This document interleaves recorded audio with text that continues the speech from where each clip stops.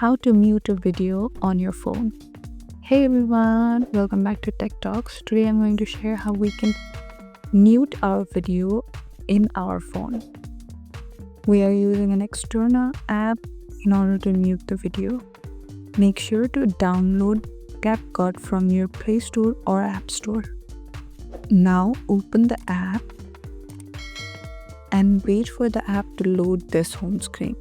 Now you can see on the bottom left edit option. Tap on it. At the top you can see new project.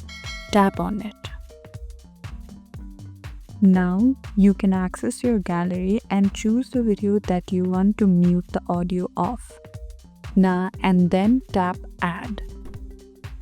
You'll go to the editing page of CapCut. There at the middle of the screen, you can see mute video clip. Tap on it. And you have muted the audio of the video.